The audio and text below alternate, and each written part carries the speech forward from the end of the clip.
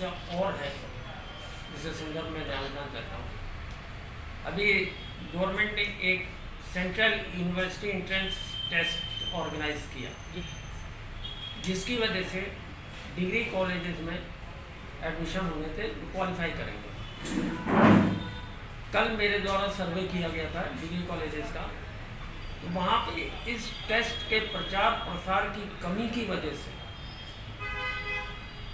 1000 सीटें DAV college में खाली रह जाएंगी, डीवीएस में 800 सीटें खाली रह जाएंगी, एसजीआरआर में 900 सीटें खाली रह जाएंगी, क्योंकि बहुत से लोग प्रचार प्रसार के अभाव में गढ़वाल और कुमाऊं के इंटीरियर के छात्र छात्राओं को इसकी जानकारी नहीं थी और वो प्रवेश लेने में असमर्थ रहे।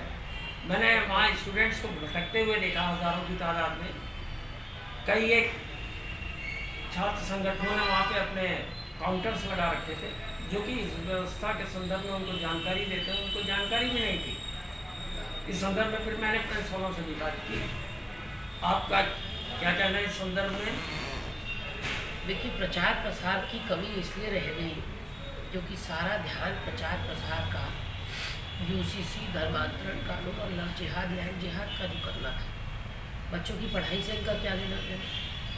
छात्र छात्राओं तक, अध्ययनरत बच्चों तक इनके उस सेंट्रली जो ये टेस्ट करा रहे थे उसकी बात नहीं पहुंच पाई, क्योंकि इनकी मंशा, इनकी इच्छा शक्ति दूसरी बातों के प्रचार प्रसार में थी।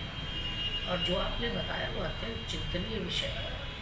अभी भी काफ़ी छात्रों को इस बात की जानकारी लग गई होगी कि उनकी अनभिज्ञता की वजह से उनका नंबर के बड़े बड़े कॉलेजेस में नहीं पढ़ पाएगा। सरकार को चाहिए कि प्रचार प्रसार के अभाव में यदि विद्यार्थियों का नुकसान हुआ है तो एक बार पुनः उस टेस्ट को करवाया जाए, क्योंकि सीट खाली रहना किसी के भी पक्ष में नहीं है, हित में नहीं है। छात्र भी पढ़ाई से वंचित रह जाएंगे और स्कूल कॉलेजेस की सीट्स खाली रहने से उनको भी बड़ा नुकसान होगा। तो ऐसे में कॉलेजेस को खुद सामने आना चाहिए और इस टेस्ट को पुनः कराए जाने की मांग करनी चाहिए। ये व्यवस्था सेंट्रल गवर्नमेंट ने बनाई थी सेंट्रल यूनिवर्सिटीज़ के लिए, जिसको प्रदेश सरकार ने भी अपना लिया। इस व्यवस्था को ये माना जा रहा है कि प्रदेश के ऊपर थोपी गई एक व्यवस्था है, जिसकी वजह से कि छात्र प्रवेश से वंचित रह गए हैं। नहीं, अगर धामी सरकार ने सेंट्रल की कोई योजना को आत्मसात किया था तो फिर उनको चाहिए था कि सारे स्कूल कॉलेजेस में इसके लिए एक वर्कशॉप अरेंज करवाते, इसके लिए आप जगह जगह नोटिस बोर्ड में इसको चिपकवाते। इसका प्रचार प्रसार व्यापक स्तर पर भी होना चाहिए था। अगर आप कोई केंद्र की योजना यहाँ ला रहे हैं, नीति यहाँ ला रहे हैं, तो अंतिम छोर के छात्र तक भी ये आपका डिसीजन, आपका निर्णय पहुँचना चाहिए था। दुर्भाग्यपूर्ण है कि आप दूसरे कामों में ज़्यादा व्यस्त रहे और आप ये नहीं कर पाए। लेकिन अब इसका एक ही उपाय है कि सारे कॉलेजेस जिनकी सीट्स खाली रह जाएंगी उनको एक प्रतिनिधिमंडल मुख्यमंत्री जी के पास ले जाना चाहिए, उनसे निवेदन करना चाहिए कि इस टेस्ट को यहाँ कम से कम प्रदेश के अंदर एक बार पूरा कराया जाए। छात्र छात्राओं के लाभ के लिए कांग्रेस इस दिशा में कोई कदम उठाएगी? डेफिनेटली हम पत्र भी लिखेंगे। छात्र छात्रा अगर हमारे पास आएंगे, क्योंकि बिना रोए तो माँ भी नहीं देती बच्चे को, तो जिन छात्रों को इससे हानि हुई है और जिन कॉलेजेस को इससे हानि हुई है, जिनकी सीट्स रिक्त रह गई, यदि वो चाहेंगे तो कांग्रेस पार्टी निश्चित रूप से उनकी बात उचित पटल पर उठाएगी और स्वतः संज्ञान लेते हुए भी हम मुख्यमंत्री जी को, माननीय अध्यक्ष जी की तरफ से निवेदन करते हुए पत्र लिखेंगे। इस संदर्भ में डिग्री कॉलेज के प्रधानाचार्यों से भी मेरी बातचीत हुई।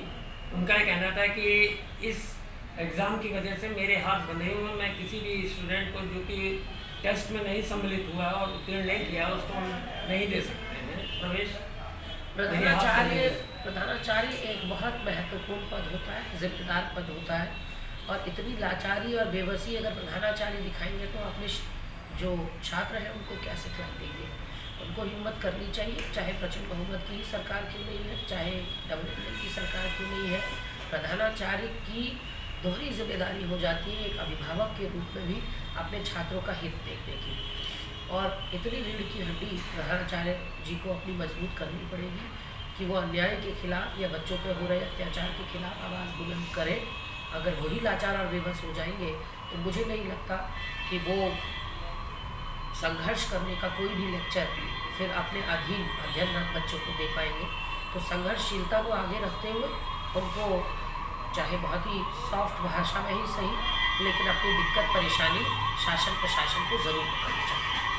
डिग्री कॉलेज के जो छात्र प्रवेश के लिए आए थे उनका भी यही कहना था और प्रधानाचार्य का भी ये कहना था कि इस वर्ष इस टेस्ट से मुक्त रखा जाए, प्रवेश दिए जाएं, अगले साल से नेक्स्ट होना सेशन यही से चाहिए, होना यही चाहिए कि आपने आनंद फानंद में अगर कोई योजना या नीति लागू करी है तो आप उसको 1-2 साल का समय देते हैं ताकि वो अच्छे से जन जन तक पहुंच जाए और उसके बाद आप उसको लागू करते हैं। लेकिन ये सरकार, क्योंकि मोदी जी की गुड बुक्स में ज़्यादा रहने में इच्छुक रहते, धामी जी को बहुत इंटरेस्ट है कि हम मोदी जी के ब्लू आइड बॉय बने रहे, तो इसलिए जो भी मोदी जी वहाँ लागू करते हैं वो धामी जी को यहाँ उसका कॉपी करना ही करना होता है। लेकिन कॉपी करने में वो ये नहीं समझ रहे हैं कि उन्होंने कितने हज़ारों छात्रों का भविष्य अधिकार में कर दिया और कितने स्कूल्स और कॉलेजेस का नुकसान कर दिया। जो छात्र छात्राएं प्रवेश से वंचित रह गए हैं, चूँकि ये परीक्षा निजी विश्व महाविद्यालयों पर नहीं लागू की गई है और वहाँ पर डोनेशन के बगैर एडमिशन होता नहीं, तो गरीब निर्धन छात्रों को सबसे बड़ी समस्या ये है कि अगर वो यहाँ प्रवेश से वंचित रह जाते हैं तो निजी विद्यालयों में उनको प्रवेश नहीं दिया जाएगा।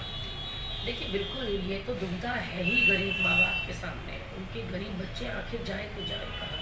प्राइवेट स्कूल्स और कॉलेजेस की फ़ीस ऐसी है और वो तो ऐसा अपना मगरमच्छ का मुंह खोलते हैं कि किसी मध्यम वर्गीय परिवार को भी अपने बच्चों को पढ़ाना मुश्किल हो रहा है, तो निम्न वर्ग के माँ बाप कहाँ से पढ़ाएंगे। तो अब एकमात्र चारा सरकारी कॉलेजेस का, स्कूल्स का बचता है और उसकी व्यवस्थाएं इतनी चरमरा गई है कि ना शिक्षा मंत्री ध्यान दे रहे हैं।